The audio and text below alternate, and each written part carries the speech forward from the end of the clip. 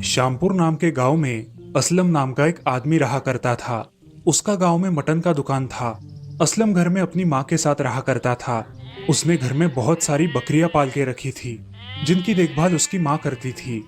असलम का धंधा बहुत अच्छा चल रहा था और उसी कारण से उसके मन में अब लालच आ गया था। वो ग्राहकों के साथ अच्छी तरह से व्यवहार भी नहीं कर रहा था। ऐसे ही एक दिन उसके दुकान पर एक बूढ़ा आदमी आया। अरे असलम, मुझे 1 किलो मटन चाहिए था बेटा।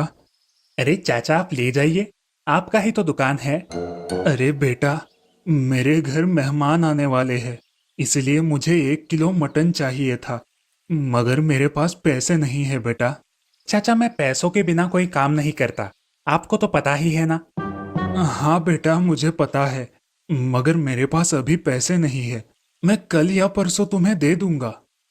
चाचा, मैं तुम पे विश्वास कैसे कर लूं? बेटा, तुम्हारा मुझ पर विश्वास नहीं है तो ये लो, ये मेरे हाथ की अंगूठी तुम्हारे पास रख लो। जब तक मैं तुमको पैसे वापस नहीं करूंगा, तब तक ये अंगूठी तुम तुम्हारे पास ही रखो। ठीक है चाचा, ये लो आपका मटन। जब तक आप पैसे नहीं लाएंगे, आपकी ये अंगूठी मेरे पास रहेगी। हाँ बेटा। बूढ़ा आदमी वहां से चला जाता है। असलम हर रोज किसी ना किसी को अपनी दुकान में कम मटन देकर उसे फंसाता था। उसका धंधा अब बहुत अच्छे से चलने लगा था। ऐसे ही एक दिन उसकी दुकान पर एक छोटा लड़का आया। चाचा, मेरी माँ ने मुझे आपके यहाँ से 1 किलो मटन लाने भेजा है। अभी देता हूँ। बेटे, इतने दिनों से तुम दुकान पर नहीं आए? हाँ चाचा, हम गांव गए थे। अच्छा। उस लड़के के साथ बातें करते करते असलम ने उसके मटन में से थोड़ा सा मटन कम करवा दिया। उस छोटे लड़के को इस बात का पता भी नहीं चला। ये लो तुम्हारा मटन। ऐसे ही बहुत दिन बीत जाते हैं। अब असलम अपने काम में बहुत माहिर हो जाता है। ये बात लोगों को समझ नहीं आ रही थी और इधर असलम का धंधा बहुत अच्छे से चल रहा था। ऐसे ही एक दिन उसके दुकान पर उनके गांव के एक बहुत अमीर आदमी रामदास का नौकर मटन की ऑर्डर देने आया।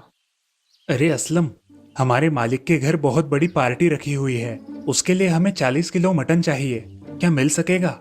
हाँ हाँ भाई, क्यों नहीं मिलेगा। अरे मैंने सब दुकानों में जाकर देखा, मगर मुझे इतना सारा मटन कोई नहीं दे सकता।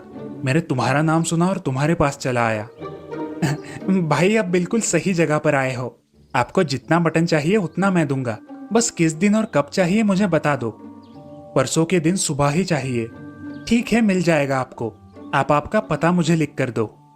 नौकर ने अपने मालिक का कार्ड उसको दिया। ये लो, इस जगह टाइम से पहुंच जाना, और ये तुम्हारा एडवांस। बाकी के पैसे मटन लाने के बाद दे दूंगा। ठीक है भाई, मैं टाइम से पहुंचा दूंगा।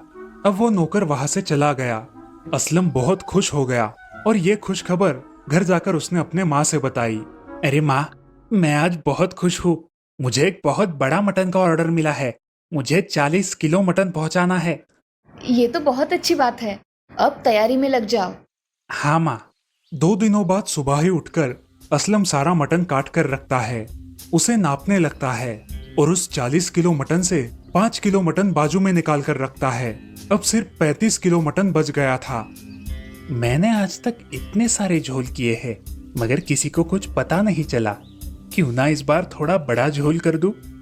अब असलम मटन लेकर उस नौकर ने दिए हुए पते पर चला गया। अरे अच्छा हुआ जल्दी लेकर आए। हाँ जी, लेकर आया। आपने जल्दी बोला था ना, इसलिए देर नहीं की।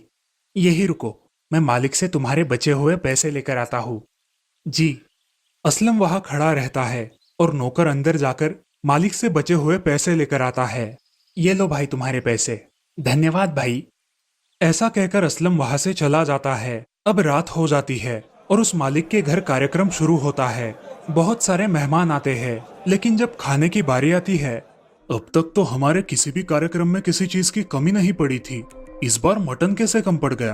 पिछली बार तो इतना सारा बच गया था, अब की बार कम पड़ गया। हाँ मालिक, ये बात तो सच है। इस बात का पता तो करना ही पड़ेगा। 40 किलो मटन मंगवाया था और थोड़े ही लोगों ने खाया। मटन की सब्जी किसने बनाई? उसको बुलाओ।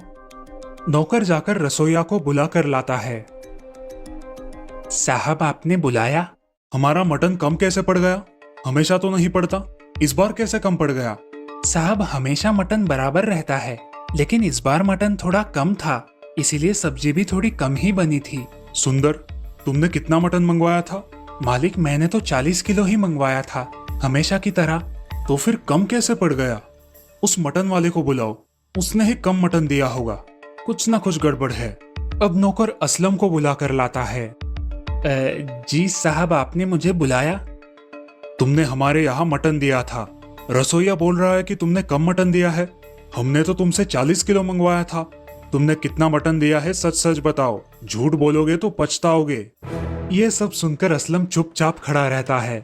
उसे पता चल गया था कि अगर अब वो झूठ बोलेगा तो वो पकड़ा जाएगा। साहब, मुझसे गलती हो गई, मुझे माफ कर दीजिए, आइंदा से ऐसी गलती नहीं होगी साहब। हमारे यहाँ ऐसी गलती करने से पहले लोग 100 बार सोचते हैं, मगर तुमने लालच में आकर यह सब किया। तुम्हें इसकी सजा जरूर दूंगा। रामदास पुलिस को फोन लगाकर उन्हें बुला लेता है और असलम को उनके हवाले कर देता है।